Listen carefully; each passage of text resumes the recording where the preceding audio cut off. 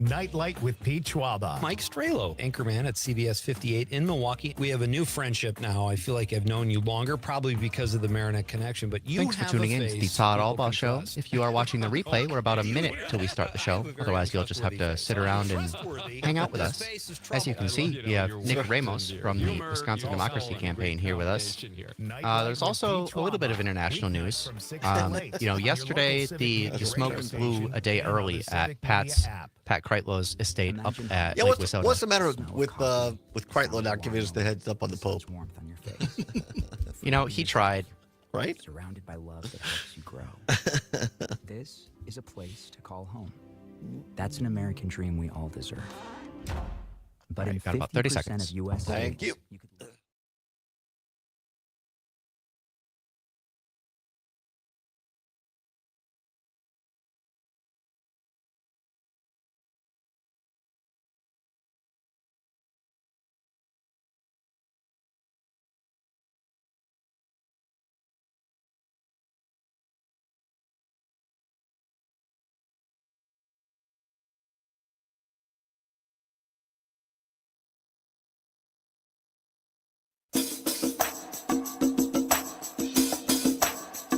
Live from the Civic Media World Headquarters in Madison, Wisconsin, it's the Todd Allbaugh Show.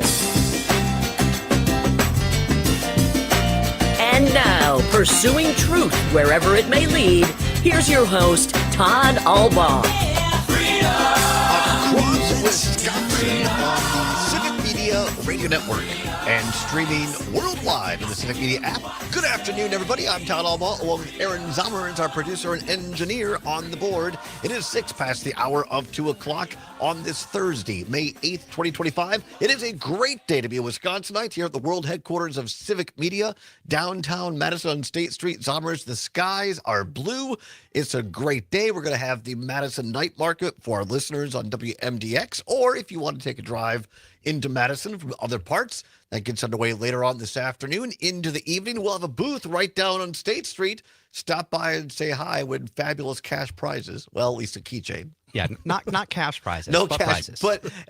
I hear we have stress balls, which, of course, my first question is, why wasn't I aware of this? Because if there's anybody that could use a stress ball, then now and again, it'd be me. As long as you know they are John and Gordy's. Oh, they're John and Gordy's stress balls. All right, very good. I think so. I'm not sure. Well, Don't they're going quote to be me on here that. tonight, so if you're in the Madison area, stop down to the Madison Night Market. It's a great family event, all kinds of local merchants. Our booth will be across the street here on State Street, right in front of Overture Center, so looking forward to nervous anticipation to that. Big day today on the show, coming up at 3:30, Keegan Kelly from Crack.com, a little segment called On the Edge of Culture and Comedy with Keegan Kelly. I love the alliteration. So Keegan's joining us at 3:30. Then also What's Worse in the second hour. I think somebody, CP writes these. I take offense to it. It's a, what's worse, losing hair or gaining weight? Damn.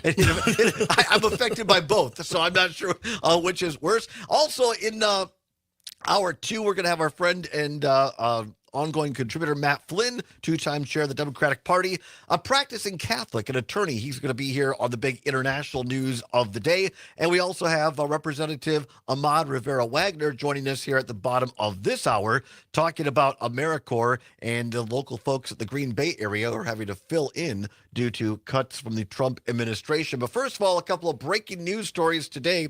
First of all, courtesy of CBS News, and this is what Matt Flynn will join us in hour 2 to discuss. Yes, there was a white smoke today at the Vatican in Rome. The cardinal electors of the Catholic Church elected an American today to serve as the new pope, Chicago-born Cardinal Robert Prevost, 69, was elected and accepted his fate as the next bishop of Rome, leader of the world's 1.4 billion Catholics. Prevost, the first pope ever from the United States, chose Leo the 14th as his papal name. The new pontiff's identity was revealed about an hour after white smoke emerged from the chimney above the Sistine Chapel at the Vatican, signaling that a new pope had been chosen with a decisive vote by the cardinal electors gathered for the papal, or the papal, is it papal or papal? The conclave to elect the pope. Anyway, we'll say it that way. So big day for It's papal. Papal, thank you. Papal. Around the big day for Catholics around the world, and also I think just a major international story. A lot of this was seen as were the Cardinals going to choose someone more in the vein of Pope Francis, perhaps looked at or viewed as a more progressive, forward-thinking pope, or were they going to go back to a more conservative? And by all accounts, people who watch these things will get Matt's take in hour two.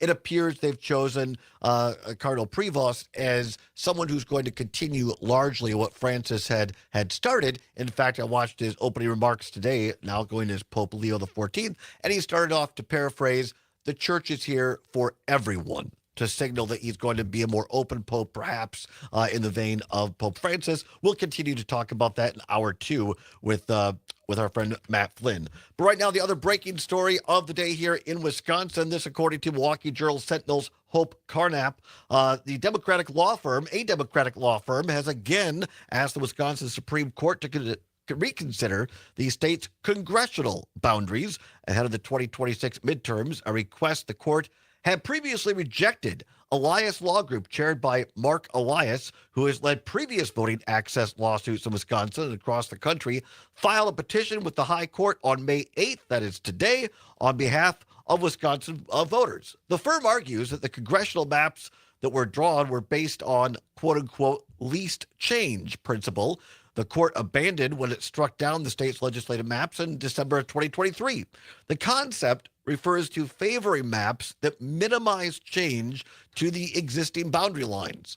Of course, new maps for the state assembly and Senate greatly reduce the GOP advantages in the Capitol and allow Democrats to pick up several seats in November, though they fell short of flipping either house of the state legislature. Elias Group filed a similar petition last year asking the court to reconsider the U.S. House boundaries, but the court rejected that at the last-minute push. That's according to Milwaukee Journal Sentinel. And I would note that the Supreme Court race that we just got done having, which Judge Susan Crawford is now Justice-elect, hinged at least partly, if not largely, on this concept that this would happen. Here now joining us at the table, we're honored to say so, in our studios, Nick Ramos, who's the executive director of the Wisconsin Democracy Campaign. Nick, thanks for coming in last minute to discuss this breaking news.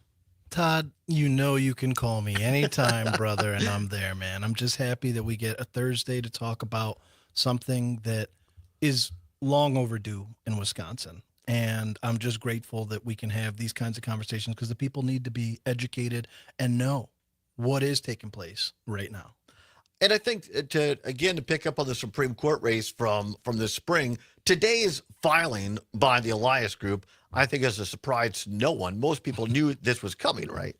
Yeah, I mean, and as you correctly stated at the top of the call, right after the state legislative voting rights, the voting maps, and coming off the heels of that, then we see this legal challenge, but we were running up against an election not that far down the road.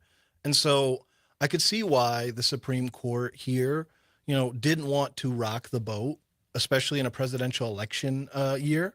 But right now we're in a kind of, not a hiatus because the work is still going on, but we're in a sweet spot where I feel like the court can entertain these arguments. And I think that the arguments that the Elias Law Group are making as far as the violations of the Constitution when it comes to free speech, when it comes to separation of powers, when it comes to some of these other issues that really we want the fairest maps possible, because Wisconsin, every election cycle is always close. And we want to make sure that the maps are actually representative of the people and not artificially drawn by lawmakers to try and game the system and gerrymander themselves into seats that they'll never lose because there's no real competition.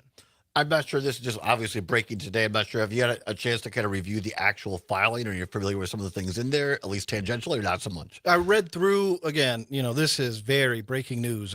So I read through the press release, and then I got to skim through the link on the press release that takes you to the lawsuit and the filing. So I got to read through a little bit of it, but I'm not well versed entirely in that. I appreciate that because it's breaking news. But just from past discussions about that, explain to people what perhaps the major argument here in this court case is to ask the Wisconsin State Supreme Court to reconsider the lines at this juncture. Well, I think by now in 2025, it's not, I think most people know that Wisconsin has lived under some of the most gerrymandered maps in the country. I remember going through law school and studying the maps, and a Harvard researcher said something like, the maps in the Democratic Republic of Congo are better than what we have in Wisconsin. And don't be fooled, ladies and gentlemen. The Democratic Republic of Congo is not a democracy. So that's not high praise by any stretch of the imagination. And so where we're entering this space and we're looking at just how the maps are currently situated. I mean, back when this was a case in front of the court for the state maps, contiguity was the main argument. It's these maps, the districts, they have to be touching. They have to be connected. And folks for years disregarded that. And we've been living under the same maps congressionally. I mean, you mentioned 2022 when they decided to least change, but like these maps continue to be some of the most gerrymandered maps in the country when you're talking about the congressional ones. And so good on the Elias Group and good on, folks being able to challenge that, because the people are not being clearly represented. And you see it when you study the data that they've been drawn so meticulously that like it will safeguard Republicans and Republican safe districts. It will. And then, we can talk about some of the other districts for Democrats for the Congress, but it's due. It's been far too long, and we need to make sure that people are accurately being counted and that their voice and their vote actually matters. And again, I'm not an attorney. You went to law school, but to go back, so people that maybe aren't as familiar or nuanced into this, political geeks, I'll call myself that. You are. So what happens is we have what word I'm looking for. Census. Thank you. Yeah. Census every 10 years. They take the census. They say, okay, there has to be X number of people roughly in each legislative and or congressional district, and they draw the maps. Yep. And the Wisconsin state legislature does that. The governor can veto it. If they can't get to a consensus, it ends up going to the courts. So this is that's the short Reader's Digest version of how we get here. And so last year, the basic argument was, as you said, that the legislative maps weren't contiguous. In other words, there were islands of one district within another one, that the lines weren't touching. And I think most folks would say, yeah, that ain't right. And so the Supreme Court stepped in and redrew that. Now, in this case, it's not so much the contiguous part of it, as I understand it, but rather that they're not compact, that the lines just simply don't make sense. Take the 3rd Congressional District, for instance, which goes, if you go kind of east and west, it actually goes just north, I think, of the Twin Cities, latitude-wise, all the way down to the Illinois border. That ain't exactly compact, Nick. That's pretty spread out, Todd. Yeah. And you don't have to be a cartographer to recognize that. And, constitutionally, like our maps need to have equal protection. And I continue to say all the time that like for years, folks have been undercounted, not being put into areas that don't make sense as far as what typical map drawing is like. And it's because of the gamesmanship. And I think no matter what, we have another census coming in 2030. We have a real opportunity to actually fix this problem, and it's advantageous for everyone, not Republicans, not Democrats, not independents, everyone, to be able to create a better process that we can actually be able to make sure that partisan gerrymandering never happens, depending on what party is in power at a given moment. We want to make sure people are actually represented. My former boss, Dale Schultz, a Republican in the state Senate, worked very closely with Democratic, now the late, great Tim Cullen in the state Senate to work for fair maps, particularly for the legislative side, but also, or the state legislature, but also the congressional side. And I remember Senator Cullen saying on numerous occasions in private and on this program, I don't want new maps that favor Democrats. I want fair maps. Amen. And so I look at this quote by the Elias Law Group partner here in their release saying, quote, Wisconsin's current congressional map has unfairly rewarded Republicans with a significant electoral advantage and will continue to do so for the remainder of the decade, unquote. Now, that's one quote. I don't want to take that and read too much into it out of context. To my ears, as someone who left the Republican Party in 2011, I'm not sure that's the right argument to make because, and I want to come back and talk about it after the break here, a lot of people don't understand the current maps for Congress in Wisconsin are not just based on 2020. You have to go all the way back to 2002 when there were inside deals cut amongst incumbents, both Republicans and Democrats. And I think we ought to talk about that a little bit as well. We'll come back and talk on the inside of congressional maps in Wisconsin, this breaking news with Nick Ramos, Executive Director of the Wisconsin Democracy Campaign, and more. It's the Allbaugh Show for a Thursday on the Civic Media Radio Network. Madison's Real News and Great Conversation, 92.7 WMDX. All right, we'll come back and pick up on that a little bit. Great. And we'll have time, hopefully, to squeeze in a little bit. Anything else that Wisconsin Democracy Campaign on the air here. plug Just that. go down to the sales department. It's right next to the bathroom. I don't think you understand. Oh, I understand plenty. You salespeople drink a lot of coffee. That's why the bathroom's right there. Right, but I need to have you make a commercial about commercials. Wait. A commercial about a commercial? I don't. Listener Racine says if the Chicago Bears start winning next season, there better be an investigation into how the votes were cast at Vatican City. You need to take that one. This folks can contact you directly, right? I love it. Okay, what's the email, huh? Okay, so it's sales@wmdxradio.com. Oh, wait, run that by me again. Sales@wmdxradio.com. So we could put all that together and get into a commercial, get on the air soon? Arthur, my friend, I think we just did. Advertise on WMDX Radio. Email Arthur, I said this to somebody this morning. The Pope's going to make all pieces deep dish. Humane Society offers Somebody is humans of all ages. New Pope serving the body of Christ at There's Mass. Camp Paw Print, Scout Workshops, After Dark, and the internet new remains Wild undefeated. Side. Right? Yeah. They also The offer Chicago field jokes. trips, birthday parties, service days, and their new Paws and Pages reading program. Learn more at giveshelter.org/education.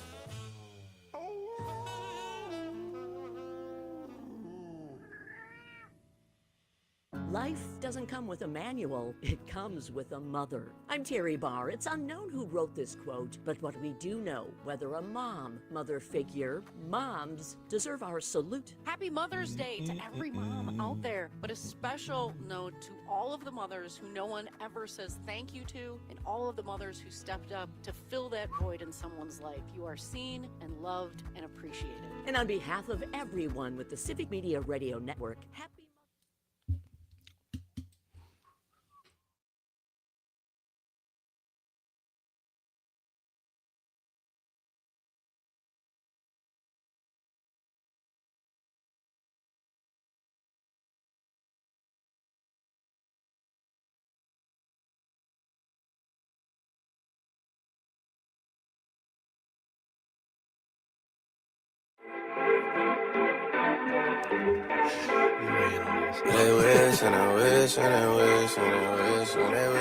Welcome back to the Todd Allbaugh Show on the Civic Media Radio Network. 22 now past the hour of 2 o'clock on this Thursday, May 8th. Directing the playlist of our current guest right here sitting at the table at the Civic Media World Headquarters, Nick Ramos. He's the Executive Director of the Wisconsin Democracy Campaign, talking about this news breaking this morning.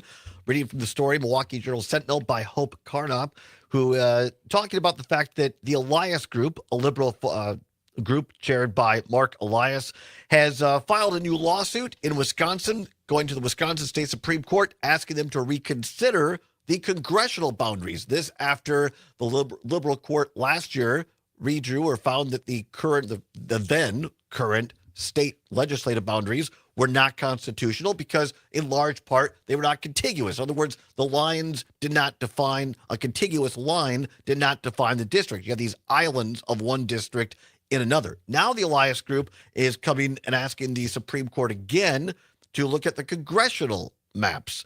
And Nate, we were talking a little, or Nick, pardon me, we were talking a little bit before about the fact that the argument here seems to be, from what we're reading right now, that the current congressional boundaries are simply too partisan or favor one party over another. Is that your basic understanding of the Elias Group's argument? Yes. And I think you were saying before we went to break the fact that you don't feel like that's a winning argument in today's day and age. Well, look, I'm no lawyer, so I'm going to defer to people who are. I'm just saying from a layman's standpoint, and I'm a little old here, I'm a little long in the tooth, but I was actually around in 2002, and I could give a little insight to our listeners that I ran John Sharpless's congressional campaign in 1998 in the primary when my former boss, Scott Klug, who represented this area here in Madison, yes, as a Republican, believe it or not, a moderate Republican, and he lost out, and that's when Tammy Baldwin got elected to Congress for the first time.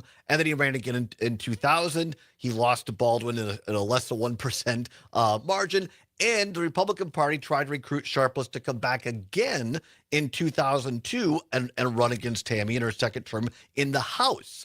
And then Paul Ryan, who is in Congress, told my then friend and boss, John Sharpless, look, a deal has been cut basically amongst incumbents in the state, both Republicans and Democrats, to protect the incumbent seats. So the second congressional district, which did include a lot of rural counties around Dane, was headed south to pick up more Democratic-leaning Janesville and Beloit because Paul Ryan didn't want that anymore. And so that was the deal. So my point is, and I'll let you talk in a second, I apologize, but the Derek Van Orton, the Republican who represents the 3rd district now, likes to complain about this, saying, hey, if I get a new redistricted district, it's going to lean Democratic. The secret is he won in a district that was gerrymandered for then Democrat Ron Kind, and it went over and picked up Stevens Point. So my only point is that I don't believe gerrymandering is one-partied. Oh, I mean, you're 100,000,000% correct. And when you said it, I'm thinking to myself, at the end of the day, it should be nonpartisan redistricting. It shouldn't be that any one party, because look, people love power. People become intoxicated with power, and then they forget what they're really there for. And, public servitude is a noble cause, and it's one that comes with a lot of duty, and you need to be paying attention and really advocating for your constituents. But it's like, we sit in these rooms and it doesn't matter. You can go to different states and see, gerrymandering happen with Republicans, with Democrats. None of it is appropriate. And Wisconsinites, I think, really legitimately believe that we should be able to manifest our destiny, not, electeds who can then sit here and make the system whatever they want it to be and then cut us out of the process. And so I think, really, at the end of the day, it should all be about not Republicans or Democrats, but how can we make this the fairest possible process that makes it the most representative maps that actually equate to the populations that we have here in Wisconsin. And I think demographically, because we are one of those swing states here in the country, we will always be somewhere. It could go either direction, but it shouldn't be that one side gets to start at a different part of the starting line than the other. And so I think a good look at the maps, we're looking at them at the state level. I'm glad the congressional maps are being looked at, and we should be willing and ready to be able to make the change that we want to see in this state. And I think the work that we do through the Fair Maps Coalition, we're going to have a grassroots army ready to go to show these lawmakers how seriously we are about this, that this isn't an issue you can just run away from, that we want to see this before 2030. So would you agree or disagree that the second congressional district, and whatever Glenn Grothman's district is, number, I apologize, I forgot, but he's a Republican, that just like Mark Buchanan probably shouldn't be winning with 75 to 80% of the vote, neither should Glenn Grothman. I mean, but the second should get more towards the middle and pick up more conservative areas, and Glenn Grothman should pick up more liberal or Democratic areas. Would you agree with that? I mean, what I'll say is, because, I am a nonpartisan player in this thing called democracy, but I would say when you see those types of irregularities, when you see those types of imbalances, that it doesn't feel like it's just off of great campaigning and messaging alone. Right. Like the guys are in the office, giving each other high fives. We did it again, gang. 80% of the vote, we did it. They love us. We got a mandate. That does not feel kosher. That does not smell right to me. Let's give Wisconsin Democracy Campaign a plug. We have 1 minute left. Where can people go to get involved? Absolutely. So if you are interested in being, active in your community, active on issues that are relevant to our democracy, we are working on a plethora of things. And in these times, it's so important to be able to get out there in community with people and be able to express what you want in this process, because it's all about us, guys. And so go check out the website, wisdc.org. You can subscribe to our page, get e-alerts. We give you the latest information about state of play, money and politics, fair maps, constitutional amendments, all the goods. Nick Ramos, Executive Director of the Wisconsin Democracy Campaign. Thank you, my friend. Appreciate you being here. Todd, Father, anytime, any day, you let me know, brother. Come on back. We're going to talk Wisconsin and AmeriCorps with Representative Rivera Wagner. After this, it's the Allbaugh Show on the Civic Media Radio Network.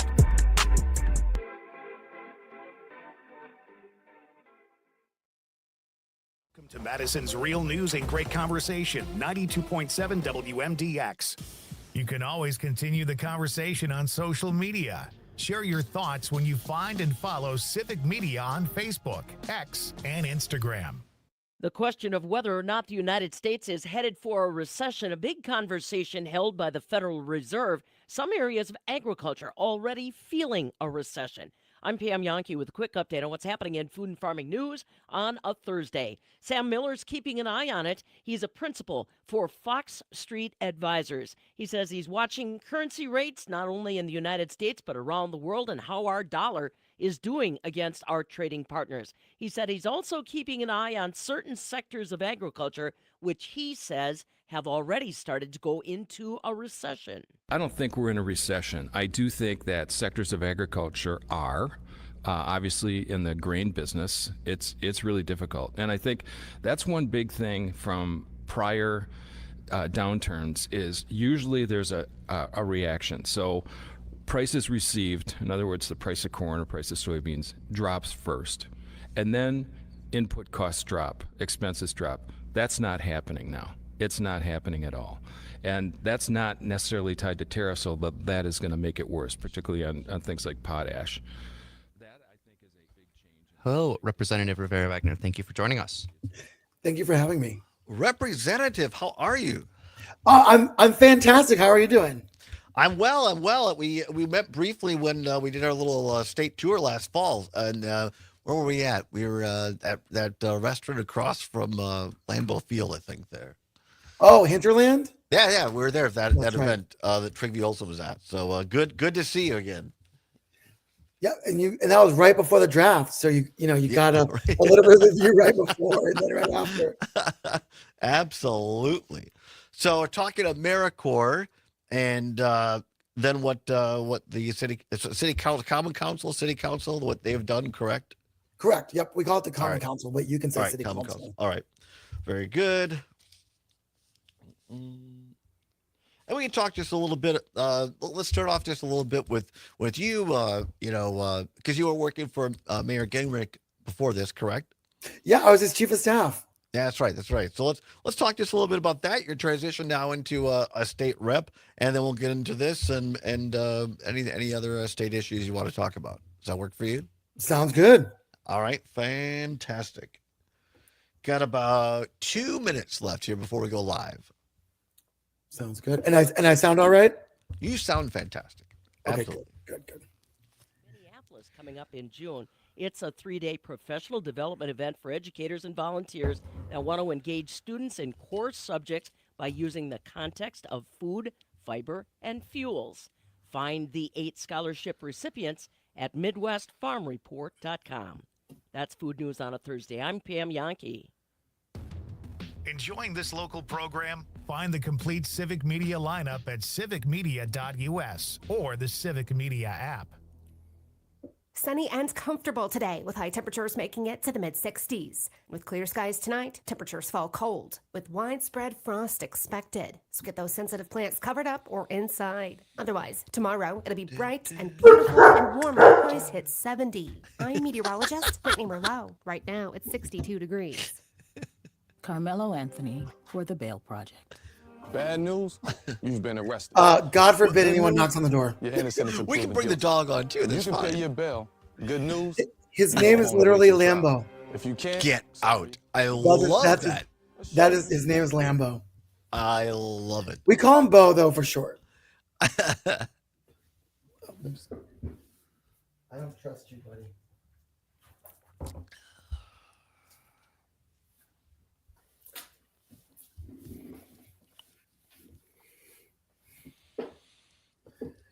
We have two. We have a golden doodle named Appa, and then the second one is Lambo, but we call him Bo for short.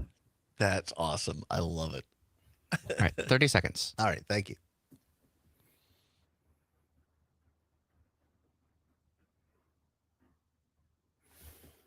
Good boy.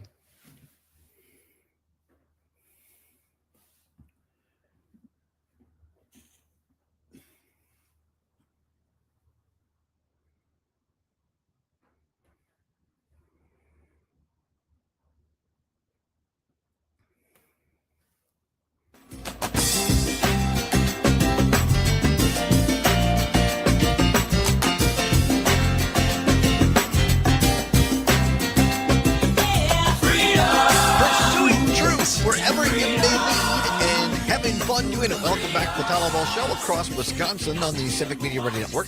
35 minutes now past the hour of 2 o'clock, Thursday, May 8th. Glad to have you along on a busy news day. Glad to have along our next guest joining us live via StreamYard from the beautiful Green Bay area. It is Representative Ahmad Rivera Wagner, who is a brand new representative in the state legislature. Representative, thanks for coming on. How are you?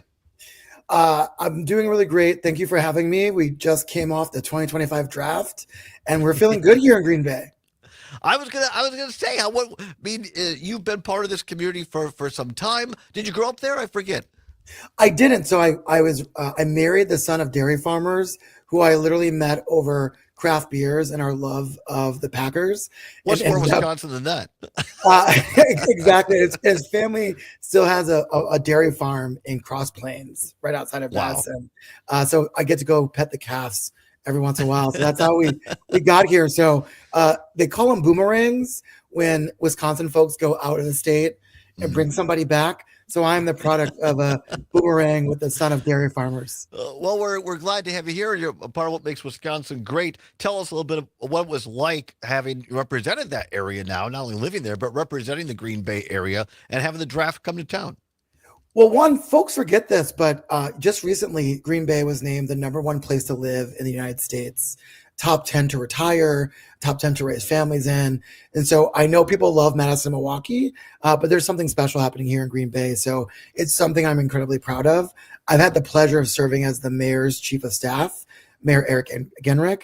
And, there's been years of work trying to showcase the talent of Green Bay. We obviously have our own NFL team. And for us to be the smallest football media market and hosting the second largest football event really wasn't a testament to how we can do things in a Green Bay way.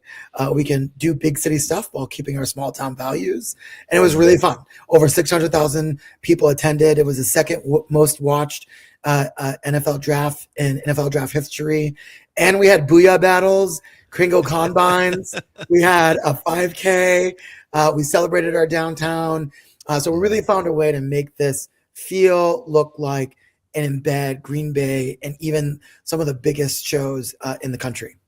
I thought it was just great. I mean, to see national TV, all the big shows, all the big names originating from Green Bay, Wisconsin, and the amount of, as we say in politics, earned media, free press, the area, the state got off of that. I thought that was just great. We're speaking with Representative Ahmad Rivera Wagner, who represents part of the Fox Valley, the Green Bay area here in Wisconsin, in the state legislature. Representative, because one of the things we'd like to do on this show is take kind of national or international issues and say, well, how does this affect Wisconsin? And you're looking at some of these cuts, the made up agency of Doge and Elon Musk. One of the things they've targeted is AmeriCorps. Yes. And we got wind of something that the Green Bay Common Council is doing. I just think it shows the Wisconsin spirit. Explain to folks a little bit what's going on. You captured it quite well. So AmeriCorps is essentially the domestic Peace Corps. It has existed in various iterations for over 50 years. It's always enjoyed bipartisan support, from tutoring kids to having elders volunteer in local schools, to conservation, to medical support. AmeriCorps is literally embedded in the community, where community members get to serve for up to a year, sometimes 2 years. They get a stipend, not a salary, so it's not it's not very lucrative, and they get an education award. This program has been making a major impact in the community for over 50 years across the country. Over 1 million people have served in it, in this program, and over $1 billion worth of scholarships have been utilized by its members. Wow. This is what, if you want to look at it from a dollars and cents standpoint, for every dollar invested in it, we get $17 back to the community of economic impact. So in any measurement, whether you're conservative or liberal, this is the kind of program that both makes you feel good, but is also a perfect example of what government can do when it gets involved and supports local communities.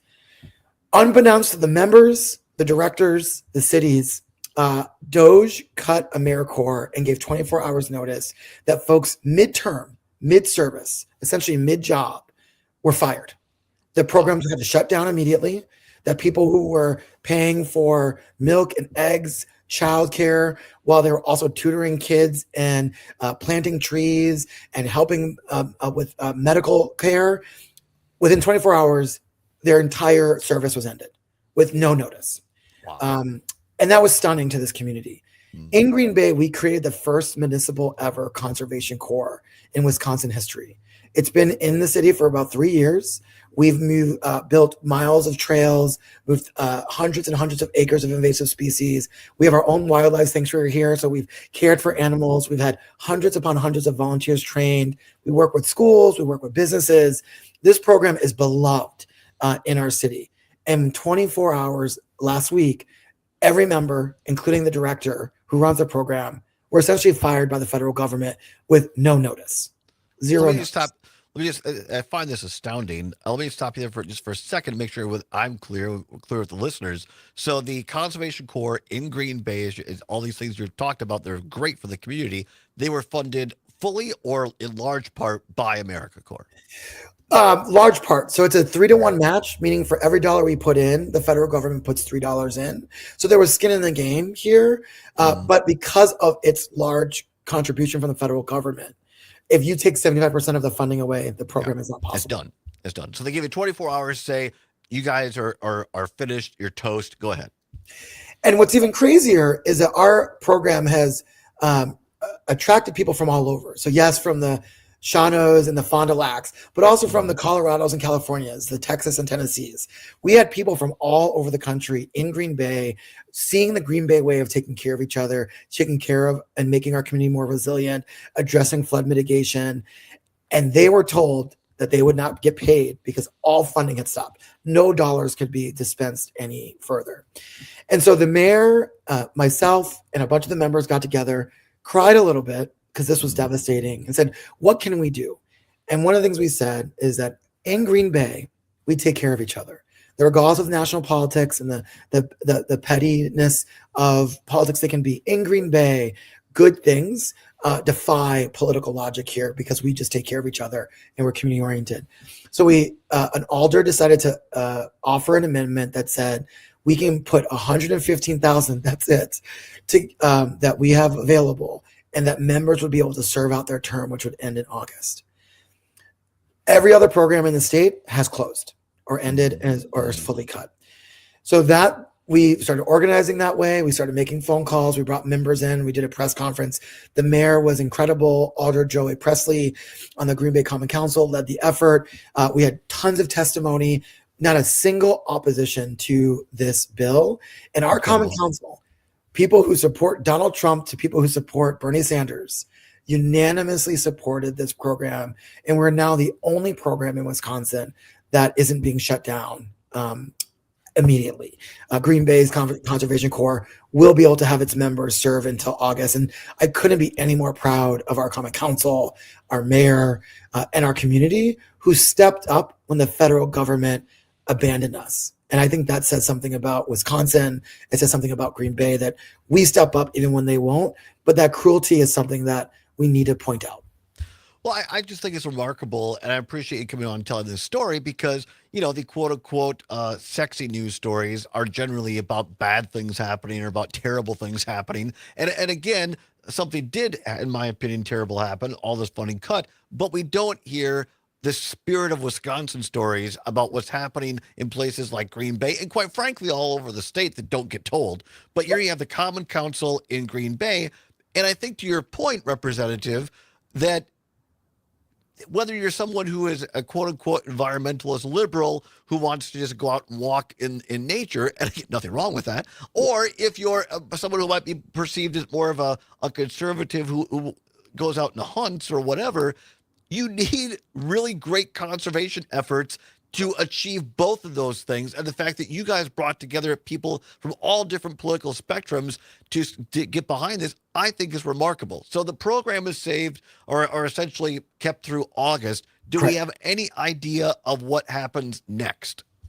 So the group, now that we're kind of, relishing in our small victory in this kind of dark time, we are now working. We have a Republican congressman, Tony Weed. Weed. I'm going to be sending a letter. We're going to be working with our Conservation Corps members and other supporters to see if our congressman can be a leader on saving this program federally. We believe that this program gives more than it receives in federal dollars and state dollars. And we think this has always enjoyed bipartisan support. You know this better than a lot of other folks. Environmentalism in Wisconsin, until very recently, it was never partisan. Senator Gaylord is the person that created Earth Day. We did an Earth Day draft edition right with our Conservation Corps right before the NFL 2025 draft. This is something that enjoys good air, flood mitigation, training, trail maintenance, invasive species removal, benefits everybody. And so we really want to do the work to see if our congressman will step up. I will say, give a lot of thanks to the governor, Tony Evers, who is suing the federal administration. What's really unique about this moment is that these were funds that were already allocated. In a typical budget process, you could say, we don't want to fund this anymore. Congress would say, okay, you have to convince them of the votes, and you could zero this out for the next budget item. Never before in American history or any in recent memory could you stop funding a program that had already gotten bipartisan budget approval by Congress. That has never existed before. And so the governor is suing to ensure that this is potentially done illegally. So my hope is both the carrot and the stick. We're proud to be supporting the governor's lawsuit, but we're also going to be lobbying and asking our Republican congressmen to support this program that makes such a fundamental difference here in Green Bay. Talking with Representative Ahmad Rivera-Wagner of the Green Bay area. Representative, you brought up such a great point, an important one, that these cuts that, again, as a reminder, DOJ is not a real agency. It was made up by Trump and Musk.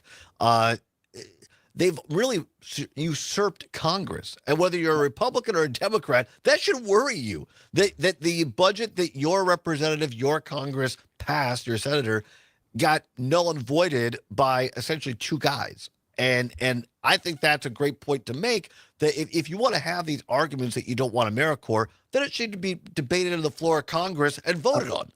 But what they did to Green Bay and other places is just ridiculous. Do we have you for the next segment, or are you done here at 10 till? Up to you, Todd. well, if you don't mind, let's come back. And there's a lot of the great things happening. I want to talk about more than just this, but we got about 2 minutes left before. Zombie says 1 minute. We got new clocks, Representative. I'm sorry, I'm getting used to new clocks. So give us the 1 minute thing here. Do you think there's any hope beyond the lawsuit? Do you think that maybe we're going through a state budget right now, $4 billion surplus? Do you think there's a chance that the state legislature could step in to help at least part of this? I've had some fantastic conversations with the lieutenant governor and the governor's office, my colleagues who are deeply interested in making sure that we have these thoughtful, powerful programs. In the governor's budget, before it was just gutted yesterday by the JFC, there was a matching award for AmeriCorps members because we see the value in keeping these kind of folks in our communities. And folks in AmeriCorps can serve from 18 to 80. And we've seen all of that there. And so I'm excited to see the potential. I have hope. I've seen what we can do in Green Bay, and I believe that we can take what we're doing in Green Bay and make that happen in Madison. We're going to come back and talk more with Representative Ahmad Rivera-Wagner on conservation and what it's like being a freshman in the state legislature. It's the Allbaugh Show on Civic Media.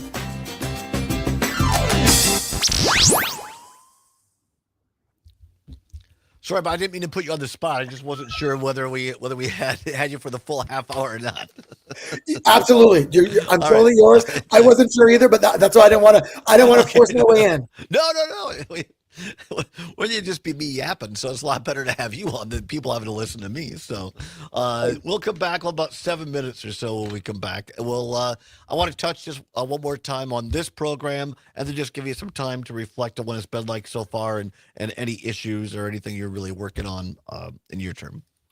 And just so you know, I mean, and we don't have to talk about this, but these aren't the first DOGE cuts to affect Green Bay. We had National Weather Service employees who've been cut. Yeah. We've had Head Start employees who have been cut. We are now contemplating getting rid of special education teachers because the federal funding associated with that is being cut. And so it really has been a really tough time to be in government when we never know that a city like Green Bay that has historically 2% or less unemployment for the first time ever people are experiencing unemployment in a community that has never seen it before like that. Wow. So just, I don't know if I can say that again, but No, it just, that's great. How roughly do you have any idea how many people in the Green Bay area AmeriCorps was employed? So we were at 30. We're going to keep 13, but we have 30 every year. And those 30 amplify about 700 volunteers a year.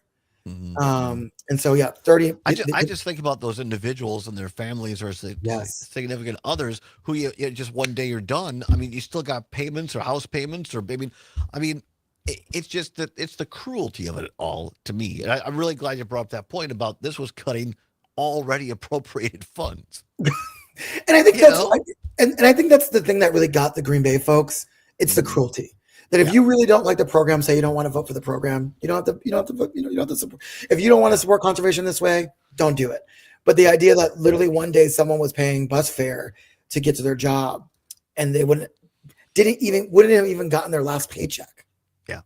That's It's crazy. crazy. That's just wow. I have a lot of feelings. I mean, it just goes back to the hypocrisy of it to me, for a party that wants to talk about family values and on, but yet, I'm not the perfect Christian, but last time I checked the Bible, Christ never said crap on your neighbor. I mean, that's just right. I don't recall that passage. Yeah. And what's so strange is that just kind of, they're not workers because they're getting stipends.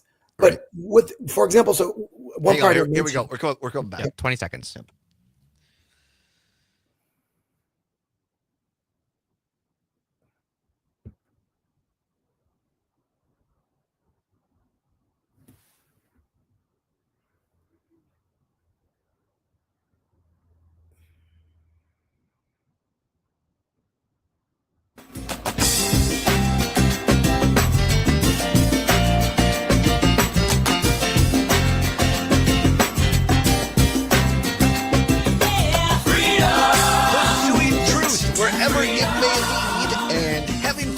Welcome back to the Todd Allbaugh Show with the Civic Media Radio Network. Stay with us in hour number 2.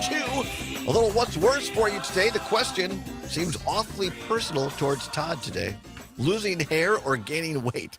I don't like this one, Zombers. I feel like they wrote it especially for me, but we'll find out hour number 2. And then Keegan Kelly from Crack.com is here for a segment called On the Edge of Culture and Comedy, coming up at the bottom of the next hour. Right now, we are pleased and honored to have Representative Ahmad Rivera Wagner joining us from the Green Bay area. He represents that area here in the Wisconsin State Legislature, a new freshman legislator, talking about these cuts that the made-up agency DOGE, Musk, and Trump, and specifically, and I'm glad, Representative, again, you brought this up. These were cuts to already voted on, approved, and signed into law monies for AmeriCorps, which helps the conservation of the greater Green Bay, Brown County area. But now the Green Bay Common Council has stepped up and saved this in part, at least through August. This is a great example of, the direct effect Wisconsinites are feeling because of what's happening in D.C., but also on the upside, the spirit and the community that is Wisconsin, specifically Green Bay, coming together in a bipartisan fashion to help conservation. Dave in New Berlin checking in on the text line saying, quote, I've been to the wildlife sanctuary in Green Bay. It's, quote, badass, unquote. so there you go, a fan from New Berlin, Representative.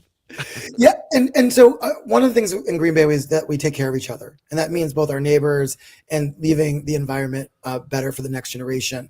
I want to just talk about the cruelty for one extra second because I want to make sure people understand. While the Green Bay Common Council has saved this program for the service year, one of the really amazing parts of AmeriCorps is you get something called a service award at the end.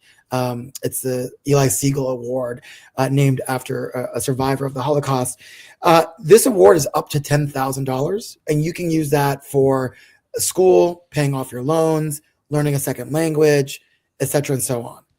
These members, even though they've done their service and the Green Bay Council has allowed them to finish their year of service, will not be getting an Ed Award for the first time ever in American history. So despite them doing their service, despite the bridge over troubled waters that the Green Bay Common Council gave to these members, they will not receive their Ed Award that was a part of their service. And so even with the kindness that was created, the kind of collaboration and community that Green Bay has, the cruelty doesn't really end just with cutting up the program. They also cut the benefits for these folks. And I think that is really important to do. We're going to try to do some smart things here locally to see if we can mirror that. We're working with the governor's office and other places to see if there's a way for the matching Ed Award to still go to these members who've already served. But, budgets are the embodiment of our values. But so that also means that so are cuts. And so the fact that despite us putting in a binding legal document, that we actually cared about this program, wanted to fund it, these DOGE cuts also tell a story about the cruelty that we're willing to accept in 2025. But what's nice is in Green Bay, we said we're not going to accept that cruelty, and we're going to step up and keep these folks in our community. I love the fact also that you're not just automatically writing off Congressman Weed. You're saying, hey, let's work together, extending the olive branch list. I hope that Congressman Weed, as a new Republican in Congress, might look back at his one of the advantages of growing old in my middle age is that I was around for a few things, and you might remind Congressman Weed that it was back in the 1980s that my former boss Dale Schultz, a Republican, worked with Spencer Black, who was a very liberal Democrat from Madison. And they came together to write the legislation, ultimately signed into law by Republican Governor Tommy Thompson, to create the Lower Wisconsin Riverway, which is now celebrating its 35th anniversary. One of the crown jewels of Wisconsin conservation was done in a bipartisan manner for the betterment of Wisconsin. Absolutely. And I think that this is, I wish we could do a little bit more Green Bay and Madison and a little bit more Wisconsin in DC, because a lot of these issues for us have already been solved, right? Yeah. We like passenger rail. We want our waterways to be clean. We don't want our neighborhoods flooded. We want to make sure that parks are a part of our everyday experience. These aren't contested issues. They enjoy 90-something% or 80-something% here in Wisconsin, particularly here in Green Bay. And I really wish people could focus on these issues versus the nastiness of national politics that tells us that we have to pick a side, when the truth is the only side we should be looking at is the Green Bay or the Wisconsin side, not whether it's right or left. And so I'm really excited that we are showing by example, even in these dark times, that there is a different way to do politics. There's a different way to focus on outcomes, and I'm excited to help work on that. I hope the olive branch works. You never know what's going to happen, but I also know that at the end of the day, that's my congressman, and I serve the people of Green Bay, and they wanted me to fight for this program, and so I'm going to make sure I do that. Love the attitude. I've left you all of 90 seconds, Representative. What's it like being a new state assembly person, and anything in particular besides what we've already talked about that you're looking at legislatively in Madison? One of the greatest honors of my lifetime is being able to represent this community. Green Bay is a very special place. It's actually more racially diverse than Madison. It's a small town, but it has a big fight. It's the third largest city. It has so many historic and amazing things that happen here that it is just an honor of a lifetime to be able to be on the side of people in Green Bay. I'm deeply focused on housing. I was raised by a single mom who had me at 16. She was homeless for the early part of my life. A program called Habitat for Humanity, where people of all different backgrounds, where you don't ask who they vote for, actually worked with me to build the house that my mom still lives in. And so I believe that that's the kind of politics we should have. And so I'm deeply focused on making sure that we address this housing crisis.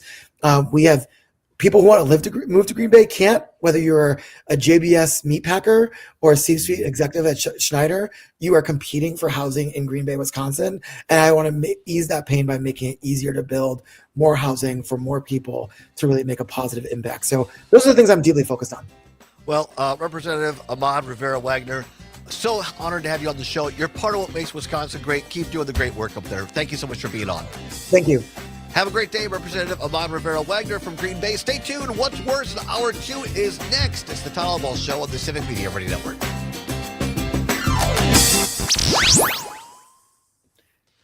Outstanding. Thank you so much. Really, really appreciate it. Thank you for having me. Have a great day. All right. Take care. You too. Bye-bye. This is a special report from ABC. Yeah, that was great. It was great. Yeah. No, he mentioned all the housing stuff, and he's mentioned before working with the lieutenant governor. That's something else that she's really big on, so it makes sense. Yeah, really, really good. From Chicago, Robert Francis Prevost is the first American to serve as Pope. All right. Do you have Matt's number, Flynn? Yes. All right. If you want to call him and get him on the line, please, and we'll bring him on at the top of the hour. I'll do that in just a second. All right, thanks. We have some audio for it. One of the stories that CP sent over from Keegan Kelly. Oh, really? Okay. About a Mad TV sketch where Donald Trump is evicting everyone in Sesame Street out. All right. Have you listened to it? If you want to listen to some, I mean, it's a big sketch, but I got two spots that we could listen to. Yeah, that's fine. The beginning where Big Bird's explaining what's happening to the kids. That's good. I like that. And then later on when Trump comes on and makes his appearance. Okay, I like that. So you want me to play him now or just? Yeah, I trust you. That's fine. Okay. We'll use him later. Anytime. Find all of it at civicmedia.us.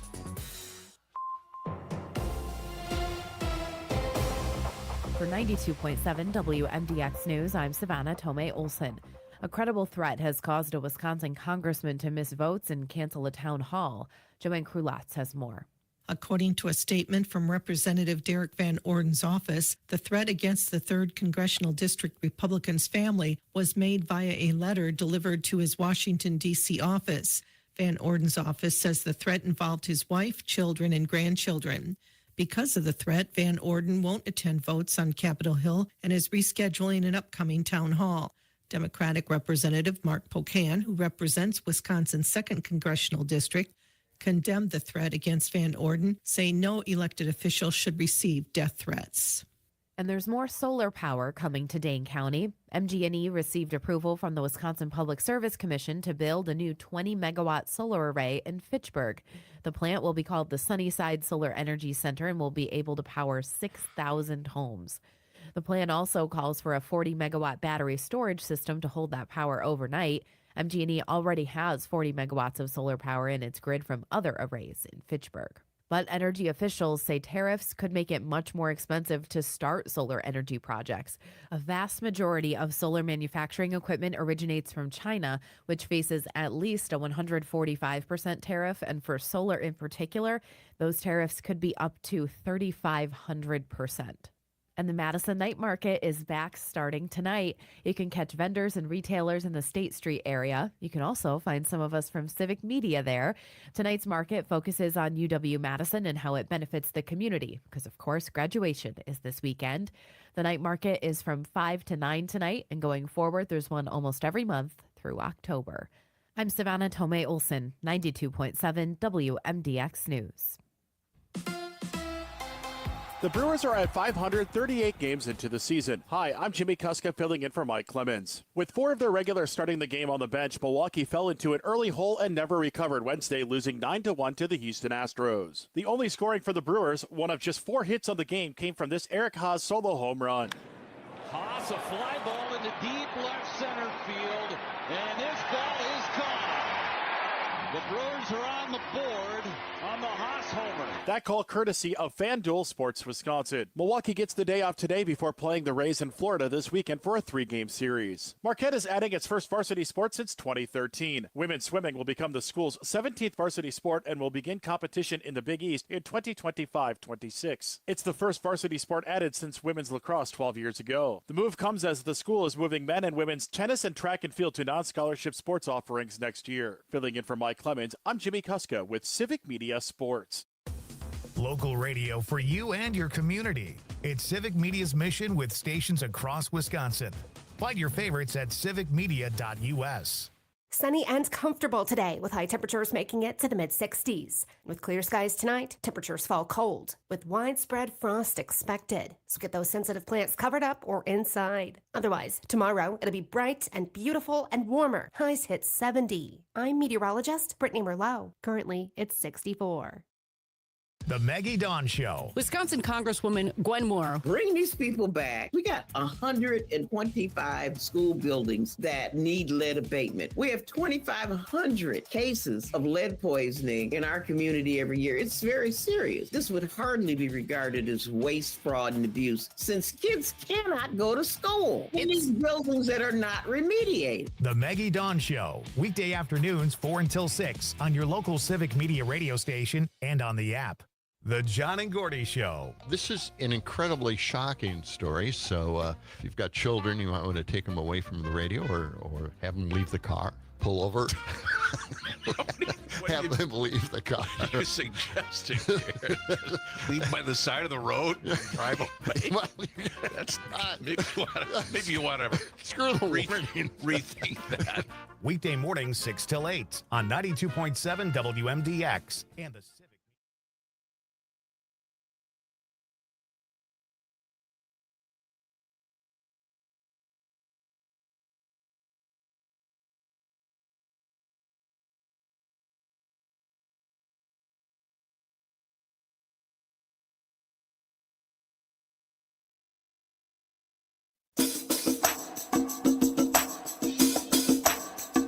Live from the Civic Media World Headquarters in Madison, Wisconsin, it's the Todd Allbaugh Show. And now, pursuing truth wherever it may lead, here's your host, Todd Allbaugh. Across Wisconsin on the Civic Media Radio Network and streaming worldwide on the Civic Media app. Good afternoon, everybody. I'm Todd Allbaugh, along with Mr. Aaron Zommers, our producer and engineer on the board. It is Thursday, May 8th, 2025. It is a great day to be Wisconsinite. Glad to have you along. 6 minutes past the hour of 3 o'clock. Welcome into hour number 2 of the big program. Don't forget, if you're listening on WMDX here in Madison or want to take a drive into town later on this afternoon into tonight, the first of Madison's night market. Think of it as kind of a farmer's market, Maxwell days combined on these Thursday evenings. There's like 5 or 6 throughout the day. The season. The first one is tonight on State Street. You can join me and several of our Civic Media folks on the street, on State Street, right across by the Overture Center in our booth. So stop on by and say hi. Very, very excited about that. Coming up a little bit later, we'll talk what's worse, hair or weight. We'll explain. And also at 3:30, Keegan Kelly from Crack.com on the edge of culture and comedy. Right now, though, we lean into the culture side of it. Breaking news a little bit earlier today, the cardinal electors of the Catholic Church elected, get this, an American today to serve as Not just an American, a Chicagoan, to be the new pope. Chicago-born Cardinal Robert Prevost, age 69, was elected and accepted his fate as the next Bishop of Rome, leader of the world's 1.4 billion Catholics. Prevost, the first pope ever from the United States, chose Leo the 14th as the name to be called as the papal name. Here to discuss it a little bit with us, to give us some context, our friend and ongoing contributor, 2-time chair of the Democratic Party of Wisconsin, a great guy, a U.S. Navy veteran, but for today's purposes, Matt Flynn, a practicing Catholic and longtime observer of the Catholic Church, joins us via phone. Matt, thanks for making time for us today. Good to be with you, Todd, as always, and these are exciting times, and a lot of news today. A lot of big news. You're always fond of saying that history is made every moment of every day in the front lines of history. I mean, I'm not sure there's a bigger front line than the Vatican today at Rome. It was on every news channel and every broadcast channel when this happened. And a lot of people, Matt Flynn, thought that perhaps they would finally go back to an Italian pope, as a lot of Italians there wanted to be a more traditional person. I'm not sure that many people, Matt, you've been involved in the Catholic Church. Did anybody really see an American being named pope? He was a long shot. People have shied away from Americans as pope simply because America has so much influence otherwise. But there's a couple of things to keep in mind about Pope Leo, and that is, first of all, he has a very, very deep pedigree. He was the head of the Augustinian order, and the Augustinian order was founded in the 13th century. It's based on the rule of St. Augustine in the 4th century, and the last Augustinian pope was in the 15th century. But one thing that you will appreciate is there has been another very famous Augustinian clergyman named Martin Luther. Wow. Martin Luther was an Augustinian monk before he left to start the Reformation. There's a lot of history here, and this guy is very, very talented, and he's very well liked. And I think the only thing standing in his way was, do they make an American pope? But he worked and lived in Peru for many years. He was a bishop in Peru, even though he's an American. Mm-hmm. He went to Villanova University and majored in mathematics. Wow. So he's an interesting guy. Seriously, very interesting guy. And that's what, watching some of the coverage this morning, Matt Flynn, this fact that he had spent so much time in Peru, he's seen, I think, by some at least, as has a missionary soul, a person who serves others. And explain a little bit about this inside baseball of the Catholic Church, because there are some more conservative arms. You know, I'm Protestant, but as I understand it, there are some more conservative factions that were hoping for a more conservative pope this time to kind of walk back some of these things that Pope Francis has said, such as, and I'm paraphrasing, that he was willing at least to bless same-sex unions, certainly not marry them, but to offer them a blessing. And I mean, he was the Pope Francis was that said when talking about gay rights, hey, who am I to judge? And I think there were some conservatives that were hoping to walk that back. But it seems to me, Matt Flynn, that Pope Leo XIV is going to continue in Francis's tradition. Yeah, absolutely. In fact, Francis, if you can look at it in retrospect, was signaling this is the guy he wanted. He plucked him out of obscurity. He had been the head of the Augustinian order. He was a bishop and then a cardinal in Peru. But he also was appointed by Francis to head the office that selects bishops. Mm-hmm. So if you're going to be a bishop in Germany, Nigeria, Japan, anywhere, this guy is the head of the guys who approve it. And that is a very influential position, and it got him known by an awful lot of people who were in that room who were electors. And the final thing is, Francis felt, and everybody did, that this guy was head and shoulders above everybody else in terms of how he managed. He managed through persuasion, but firmly. He was respected, and they figured that he could keep an organization together, and I think they were right. The other fascinating part, just as the first American pope ever, or first pope of American heritage, born in Chicago, Matt Flynn, and already people are saying that Chicago, it was quicker for Chicago to get a pope than a decent quarterback for the Bears. Well, you know, they did pass on Mahomes. You know, right? They passed on Mahomes. That's not my fault. Okay? But I mean, there's all kinds of jokes going around now that the Pope was already declaring in Sicily that all pizzas have to be deep dish and this sort of thing. But I mean, joking aside, I mean, it is kind of interesting that we're so close to Chicago, and here's a guy who was born in Chicago ends up being Pope. Well, not only that, he went to minor seminary, the equivalent of high school in Chicago, and then he went to major seminary, and then he went on to Villanova. Mm-hmm. And he's very much a, you're talking Pennsylvania, Illinois, he's very much a Midwesterner. Mm-hmm. And, he does not have a connection in Wisconsin, but you can't get much more of a connection than that. His father and mother, his father was of, like I'm of Irish descent, somebody else of German descent.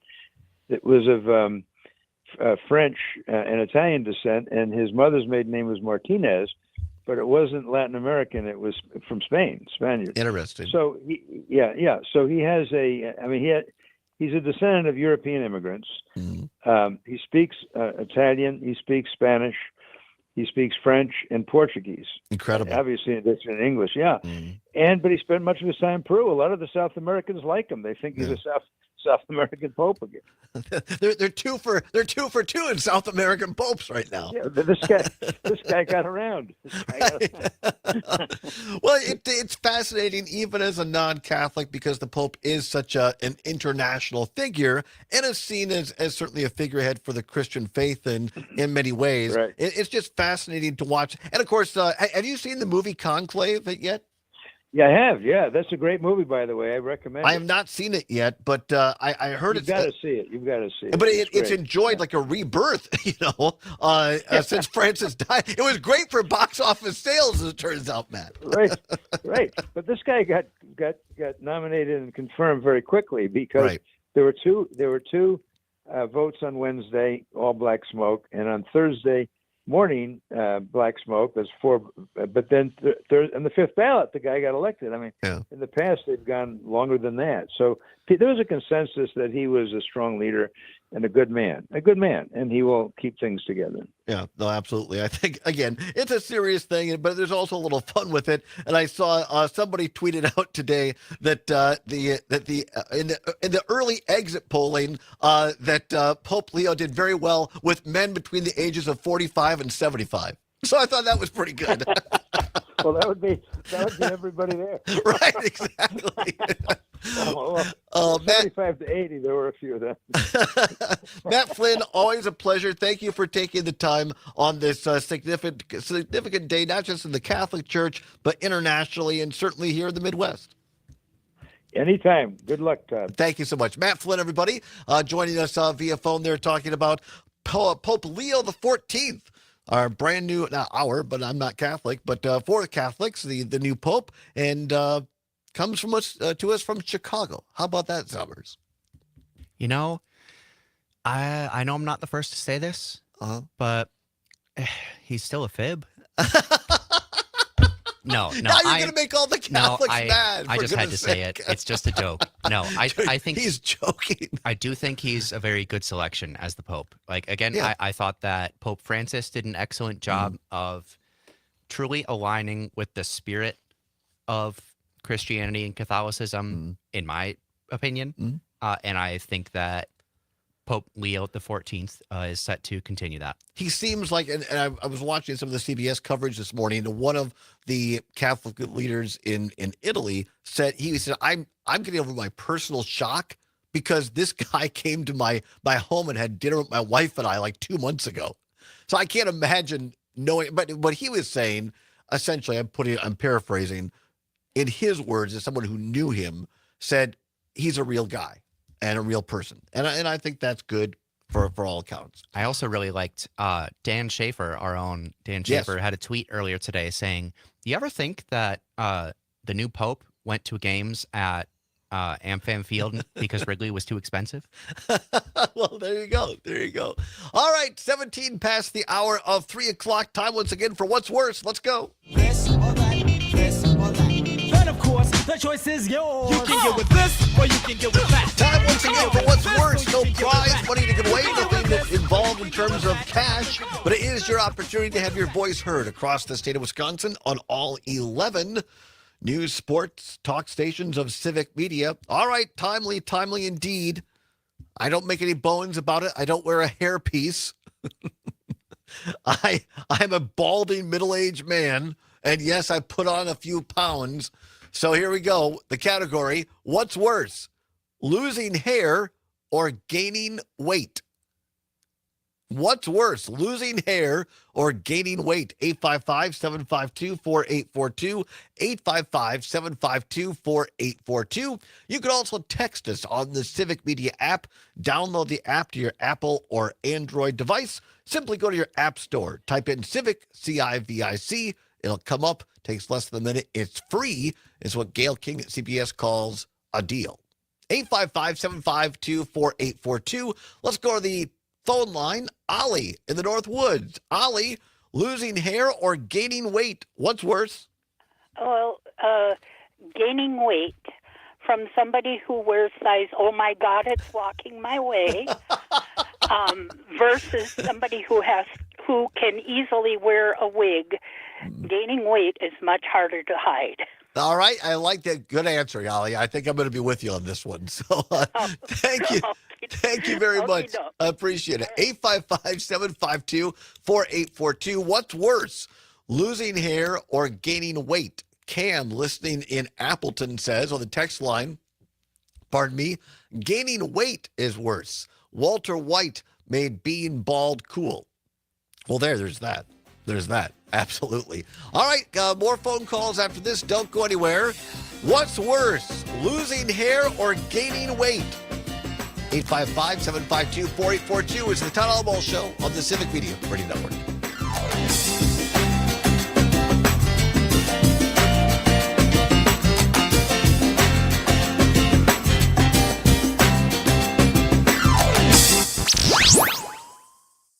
Voice for Madison, real news and great conversation. 92.7 WMDX. 32 flavors?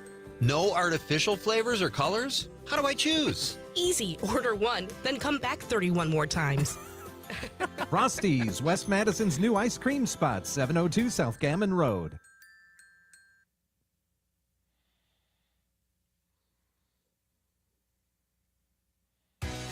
Spring is here. Make your lawn the envy of the neighborhood with EB3 Landscaping. With 15 years of top quality service, they treat your property like their own. 608-209-2185 for expert care and a vibrant tomorrow.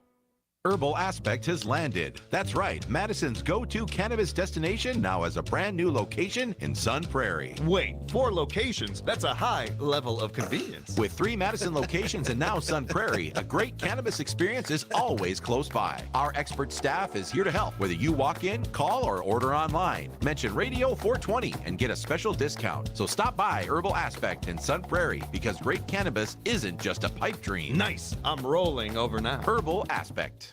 You know Ignite Glass and Gifts 3 locations in Madison, but you can also shop IgniteGlassandGifts.com. You'll find grinders, lighters, collectibles, hand-blown glass water pipes, artistically designed jewelry, and plenty of other items delivered straight to your door or to family and friends. Madison's favorite for glass, gifts, and vape, Ignite Glass and Gifts, Monona Drive, Williamson Street, and Odana Road. Plus IgniteGlassandGifts.com. Streaming TV is where it's at. It's not about cutting the cord anymore. It's all about your customized TV options. With the best and cheapest high-speed internet and your own TV subscriptions, we've got your dream TV lineup. Between wired and satellite internet and TV, save money and get more internet speed and better TV today by calling the Whole Home Connect. 800-217-9129. 800-217-9129. 800-217-9129.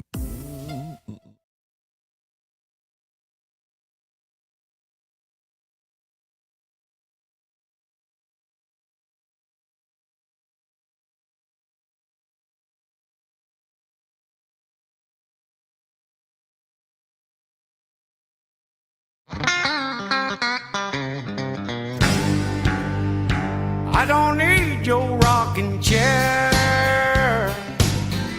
your Geritol or your Medicare. Well, I still got neon in my veins. This gray hair don't mean a thing. I do my rocking on the stage. Little George Jones for you on a Thursday, May 8th, 2025. 23 minutes past the hour of 3 o'clock. Thanks, Summer. I appreciate that. Well, there's signs of aging. Right. I'm not trying to make any statements about anyone. A young man in you playing that for a middle-aged man, me. But no, you're absolutely right. There are certain signs we just can't get by. I don't dye my hair. I don't wear a hairpiece. I don't do a comb over. I've accepted that I am a balding middle-aged man. It's okay. Unfortunately, I've also put on a few pounds, about 10-ish or so pounds over the winter from last year. I need to work on that. So timely indeed, or what's worse for today, the category is losing hair or gaining weight. What's worse, losing hair or gaining weight? Give us a call, 855-752-4842, 855-752-4842, or text us on the Civic Media app. Let's go out to the drift list, to the RC, WRCE in Richland Center. Whistler, losing hair or gaining weight, what's worse? Well, actually, this morning I was brushing my hair, and I see it's getting thinner in the front on top. It was thin to begin with, but a lot of it. And I can see an old scar from when I was a kid. Well, that happens. So which is worse? I'd say losing hair. Losing hair. All right, losing hair. All right, very good, Whistler. Well, you're going to be fine. You're going to be fine. Yeah, I know. I gained 10 pounds, though, in the last month and a half. Well, you and me both. Thanks, Whistler. Appreciate it. Have a great day out there. 855-752-4842. Let's go up to Appleton. Beautiful Appleton, Wisconsin. Ted, listening in Appleton. Ted, losing hair or gaining weight? What's worse? Gaining weight. Any particular reason? It really hampers your lifestyle. Yeah.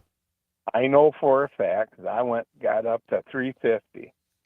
Yeah, and now I'm down to 240. Hey, congrats on that. Excellent. And I tell you what, this winter I was cold. Right? Last night at the lacrosse game, I was freezing my you-know-what off.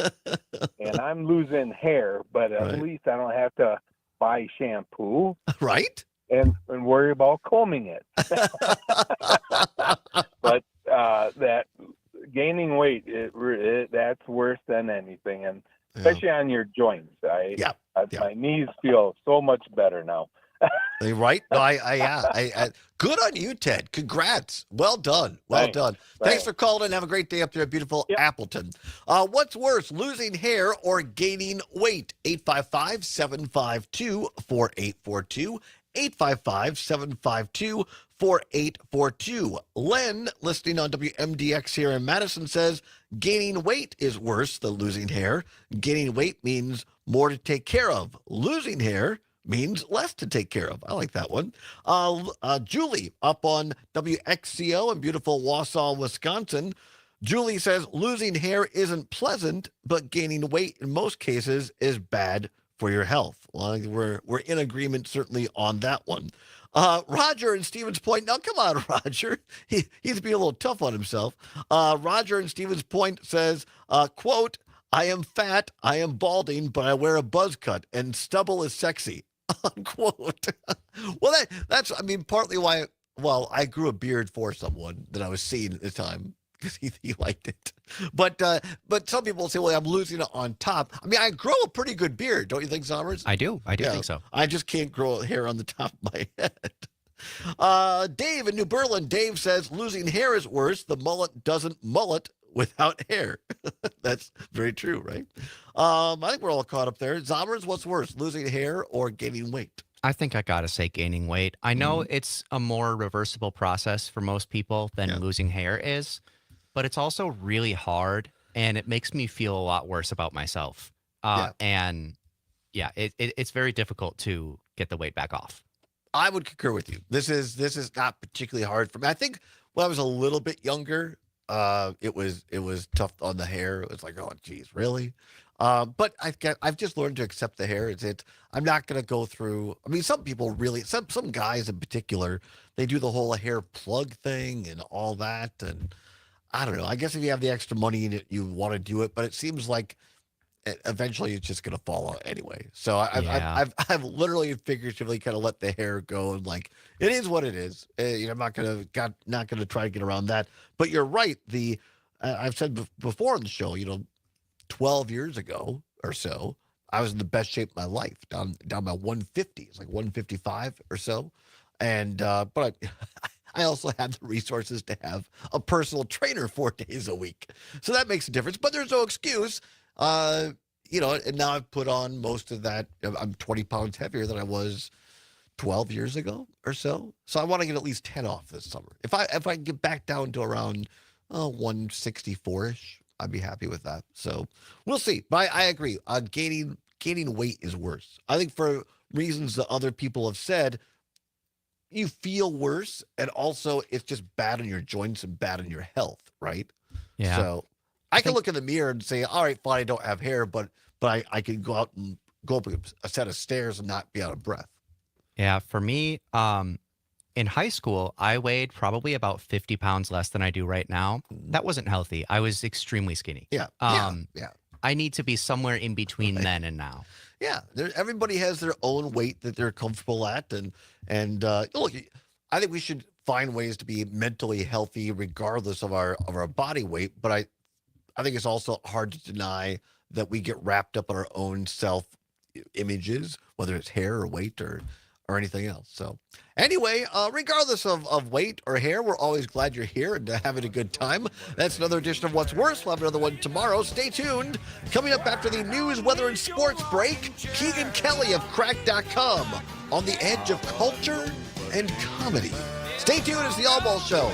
Little George Jones, the way out. Need your rocking chair.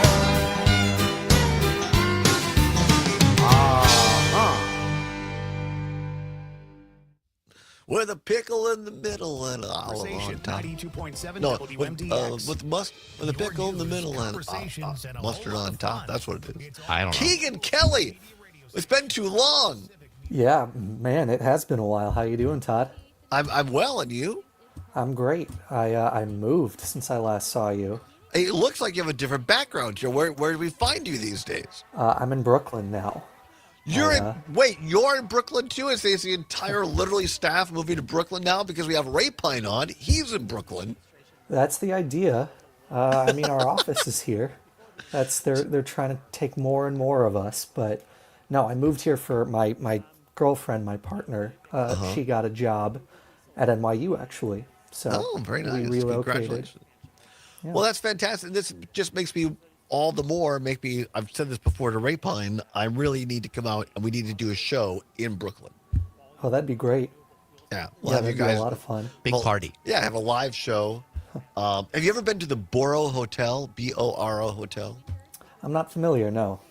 Look it up. I've stayed there a couple of times because it's a lot cheaper than going to Manhattan, and it's a short train ride into downtown.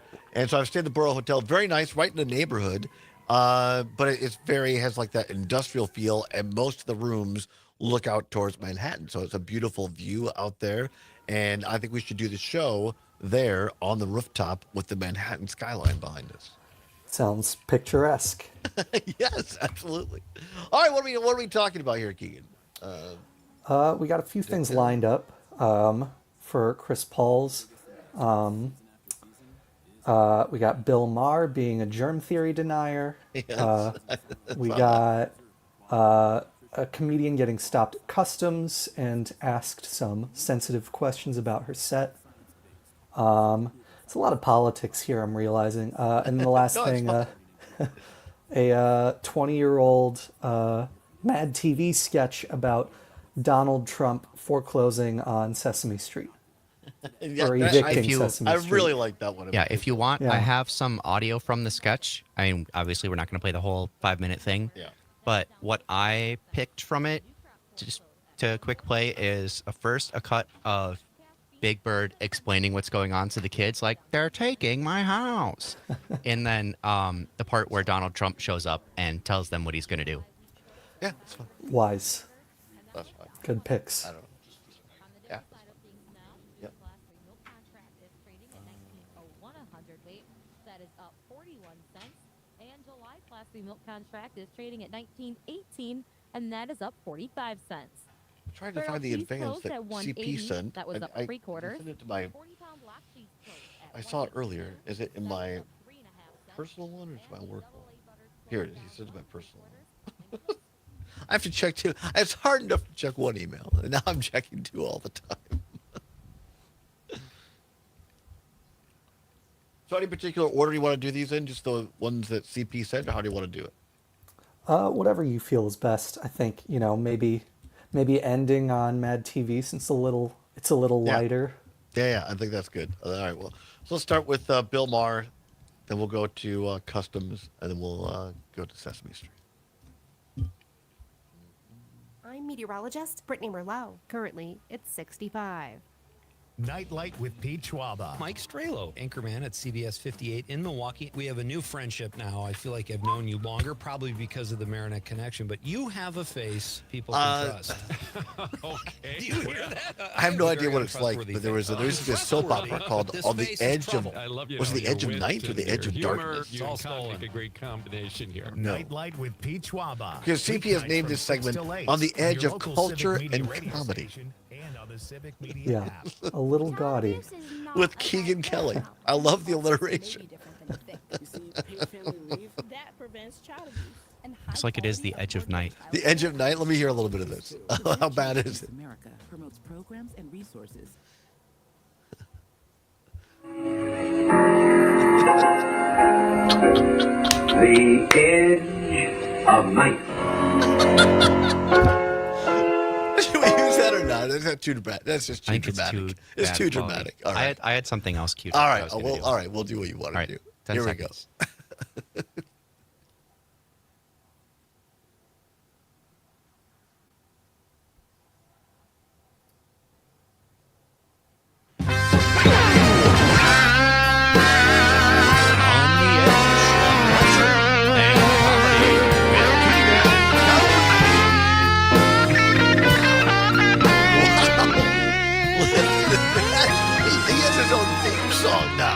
I did not know that was coming. Welcome back to the Todd Allbaugh Show on the Civic Media Radio Network. 35 minutes now past the hour of 3 o'clock on this Thursday, May 8th, 2025.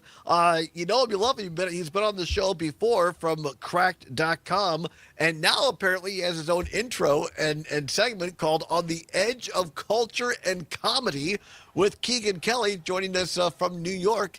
Keegan Kelly, how are you? I'm good. I just hope I'm worthy of that walkout music. Right? That was unexpected, but delightful. Thank you.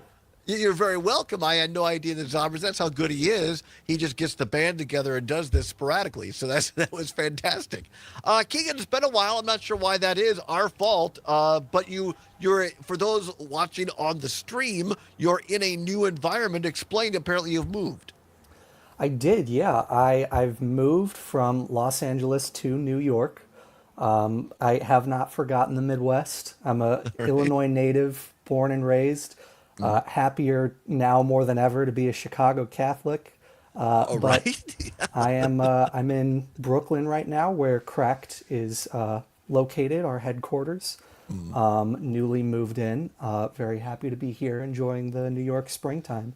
You've moved coast. You've gone East Coast now. And again, I've told this to Rapine on Fridays.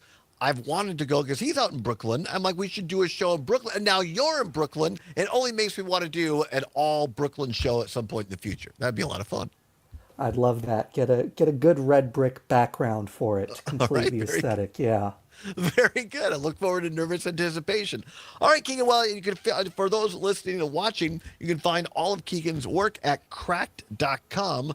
That's cracked, CRACKED.com.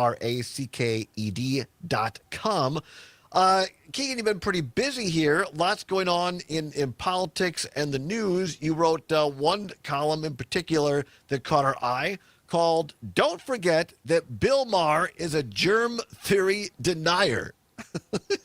Explain if you'd be so very kind. I'd love to. Bill Maher, host of Real Time with Bill Maher on HBO. A lot of listeners may know him. He was kind of rose to fame being the sarcastic, liberal late-night guy making fun of George W. Bush in the 2000s.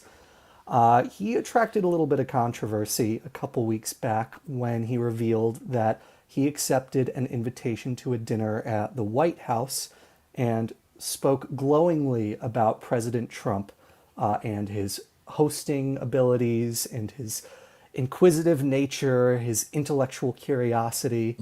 And a lot of people found that to be a bit of a betrayal, seeing as for so long he was kind of the, I guess you could say, pretentious liberal voice of political snark on HBO.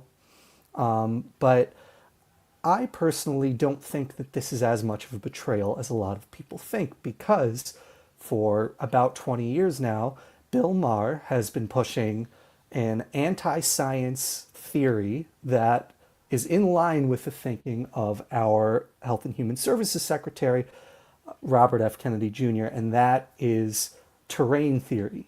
He believes... Wait a minute. Terrain theory? I've never heard of terrain. Now, not to interrupt, this is a very interesting take because a lot of people were, on the left especially, not happy at all that Bill Maher went out there and some saw it as capitulating. And in defense, he went on his current show and said, look, I'm just reporting what happened to me for 2.5 hours on one night. Take it or leave it. But he was pretty nice to me and we got along fine. I mean, that's a broad view of it, but that's basically it. But here now you're talking about, I've never heard this before. Explain what this is with Bill Maher. So this goes back to a bitter feud between 19th century French microbiologists. Cliff Notes is there were two scientists had two different ideas of how diseases spread and what role germs play in disease. One of them won. He became the father of microbiology, and his name is Louis Pasteur. You may know him in Wisconsin, father of pasteurization. Absolutely. And he was a proponent of what became germ theory. He helped develop a framework that led to massive improvements in public health, massive improvements in drinking water, a steep decline in the spread of infectious diseases.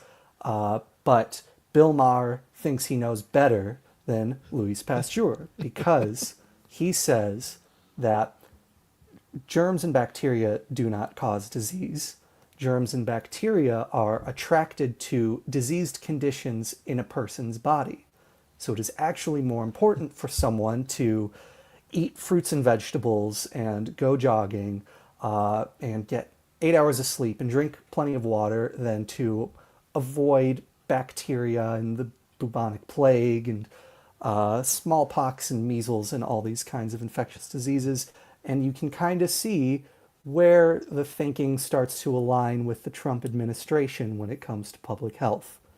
I just find this fascinating because, I mean, all those things you rattled off that Maher said, I mean, sure, drink water, eat healthy, get exercise. I don't think anybody's going to argue with that.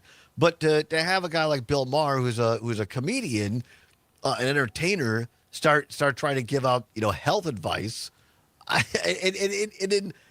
what's an incongruence with Louis Pasteur, who's, might know something about science, it just seems wacky to me.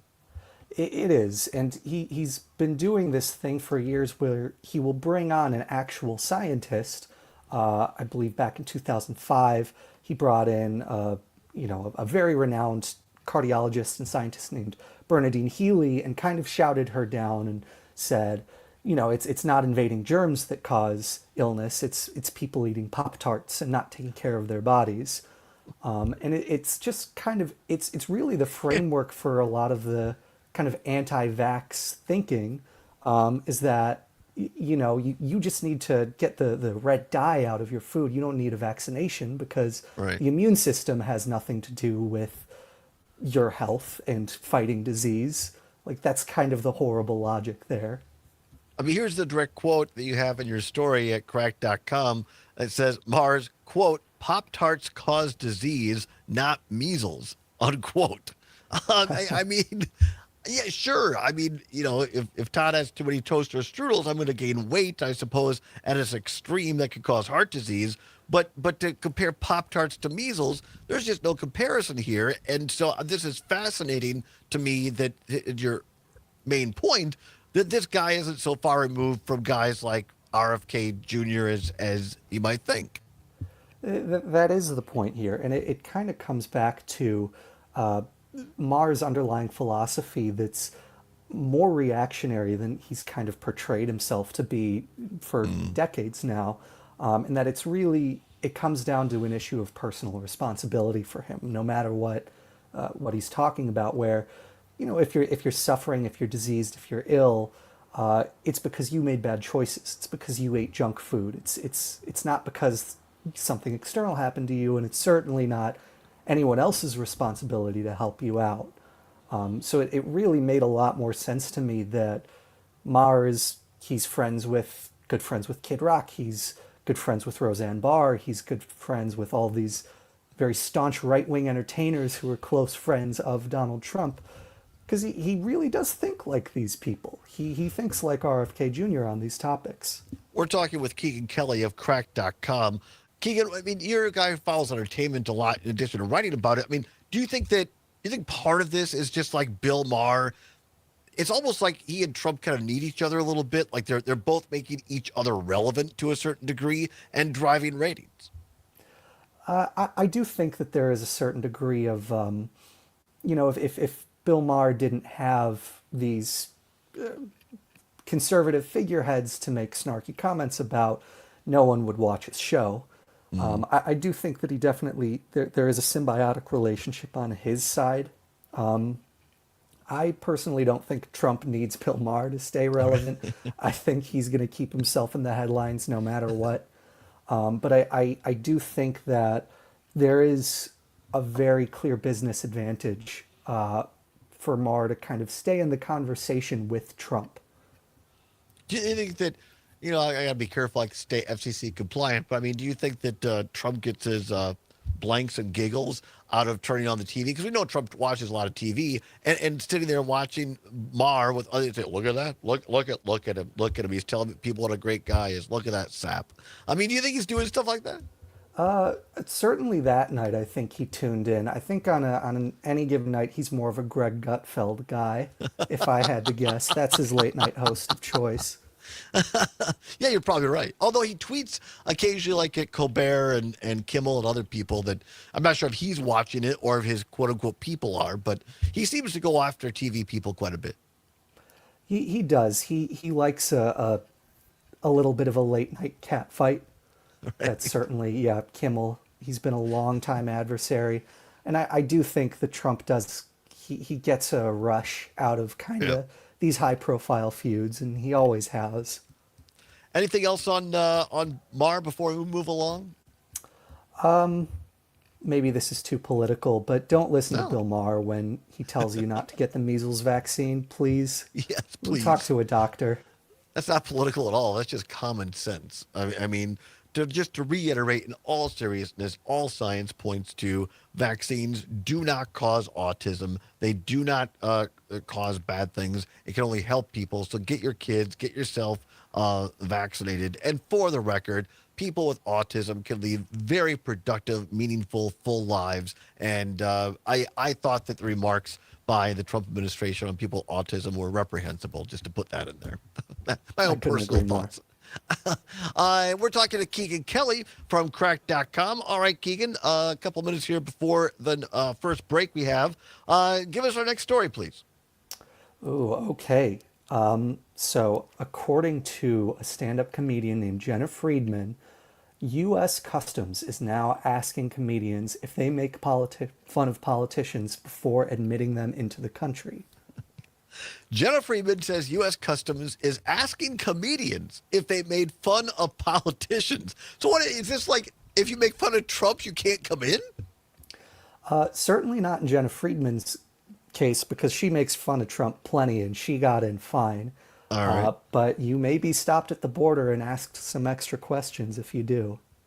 That's incredible. So first of all, tell people, just because I live a boring life. I never heard of Jenna Friedman before. Maybe she's very big. I don't know. Is she? She's successful. She's more of she kind of had her come up as a late night writer. She's written on a ton of very popular late night shows. She's appeared on late night shows as a guest comedian. I think it's a name that you would do well to know, but I wouldn't say she's a superstar by any means. But so she had this experience, or she had heard about this? This was her. She says that she was coming back from Vancouver. She is an American citizen, I should clarify. Very important. She is an American. She was coming back from Canada, which is also probably important here. Yes. And she says, a customs agent flying into LAX, where if you've ever flown into Los Angeles International Airport, those lines are very long. Those agents keep them moving. There's not a lot of time to ask a ton of questions. Yeah. No, absolutely not. Hang on with that thought. We're going to come back and pick that up on the other side. We are in the middle of On the Edge of Culture and Comedy with Keegan Kelly of Crack.com. You're listening to the Allbaugh Show across Wisconsin on the Civic Media Radio Network.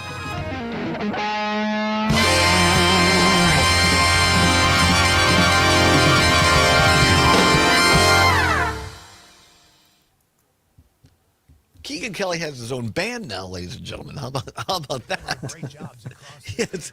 When you said, "Do you think that's too dramatic?" I was like, no comment, because I picked up something equally dramatic. That was good. I love it. I love it. That's really good. What is Len on drugs? Len in Madison says it's not the dryer settings that are shrinking your clothes. Oh, it's the refrigerator. No, it's making fun of. I see. Of the previous terrain segment. Theory. Yeah. Got it. All right. Got it. Got it, Len. Now I understand. So yes, great point. Yeah. It sounds nonsensical. Terrain. I'd not heard of terrain theory before. Yeah, I wish I hadn't. It's really stupid. Yes, absolutely. All right, we'll come back and finish up quickly on this one, and then we'll get on to Sesame Street.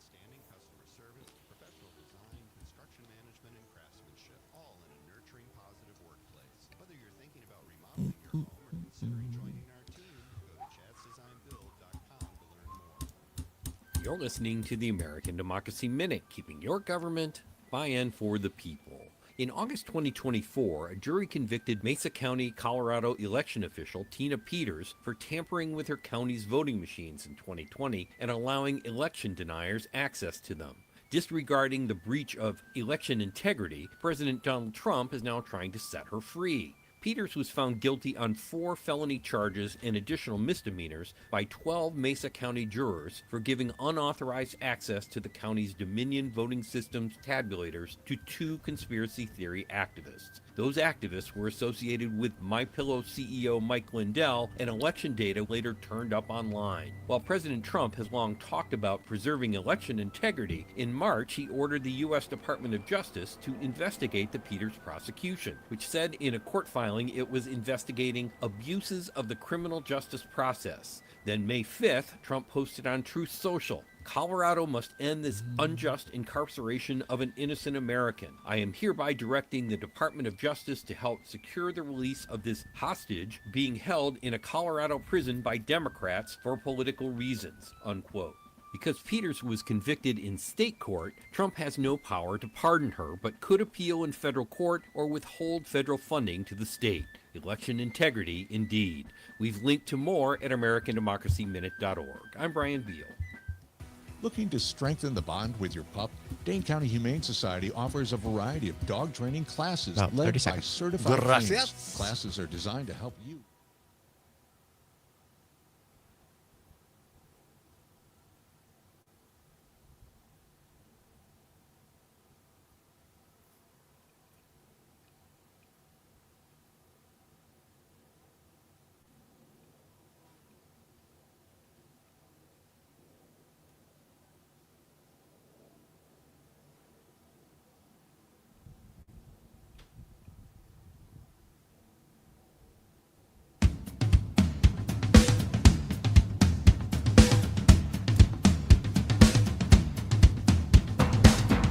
Welcome back to the Todd Allbaugh Show on the Civic Media Radio Network. It is now 8 before the hour of 4 o'clock. At the top of the hour, ABC or CBS News, depending upon which of our great stations you're listening to on a beautiful afternoon across the state of Wisconsin. Blue skies, a little bit cooler than yesterday, but get ready for a great Mother's Day weekend. Brittany Merlot and everybody else will have the update on that. Our sports department, either Jimmy Kuska or Mike Clemens will be in with a sports update. Brewers, I think, Brewers are off today. Brewers are off. They are back in action tomorrow at Tampa Bay Rays. The Brewers take on the Rays, 11:35 a.m. broadcast time tomorrow, early game tomorrow.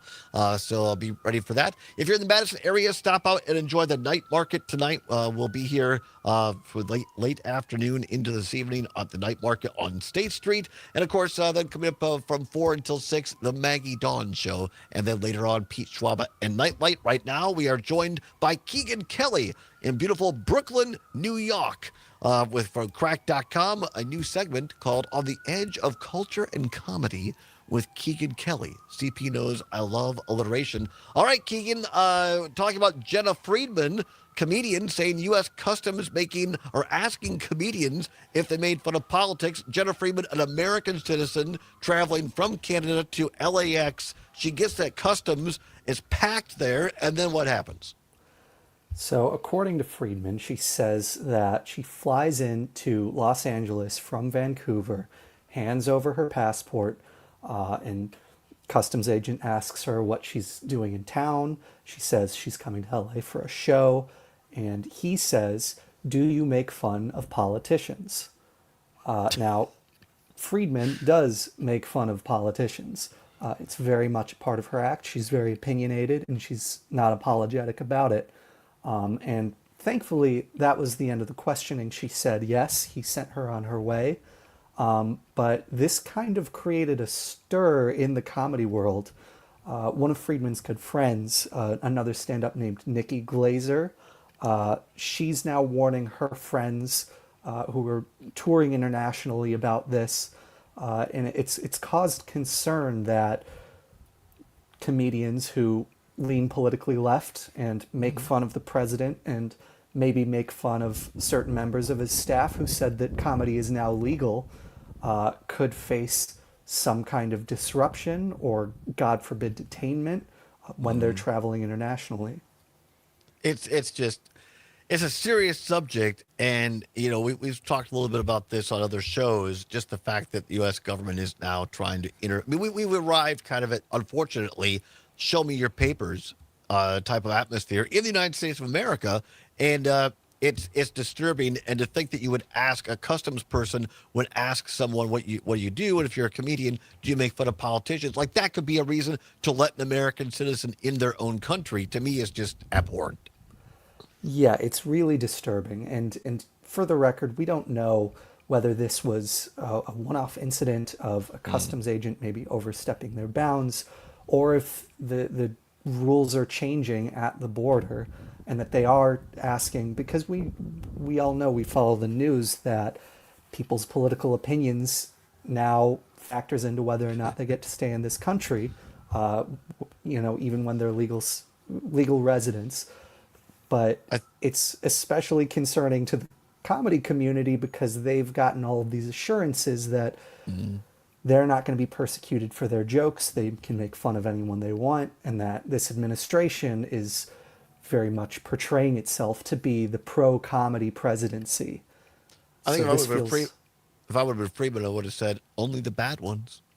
That's only the only people I make fun of. All right, quickly, final one here.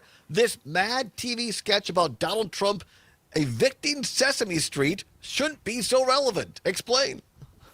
Yeah, this showed up earlier when Trump finally moved in on his plan to defund PBS, defund NPR.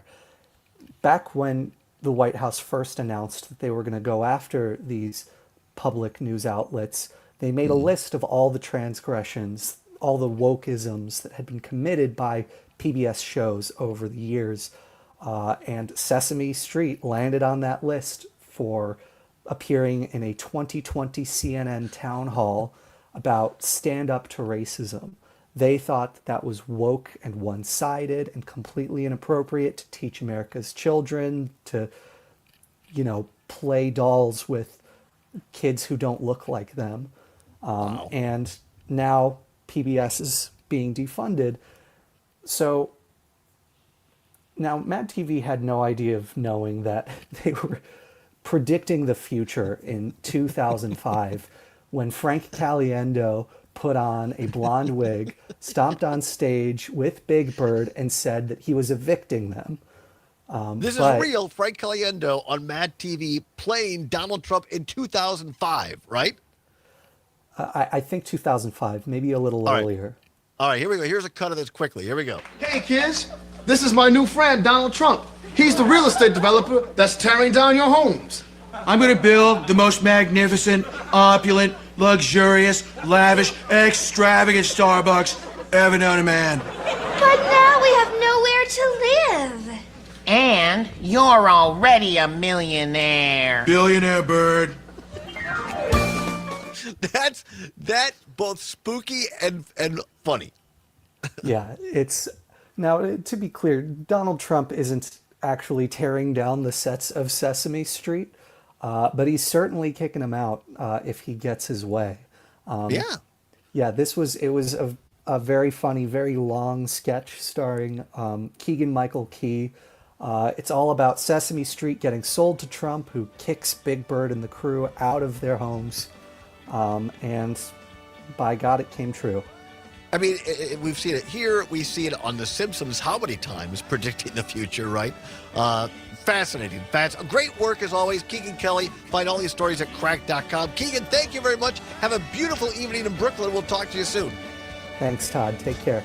Thank you, Keegan Kelly, everybody from crack.com. Also, many thanks to Nick Ramos, Representative Ahmad Rivera-Wagner, Matt Flynn, and, of course, Aaron Zomer is a great engineer, and Keegan Kelly as well. Great show today. Stay tuned. Maggie Dawn is next. Whatever you're fighting for, whatever you believe in, do not give up. Keep banging your drum. See you tomorrow.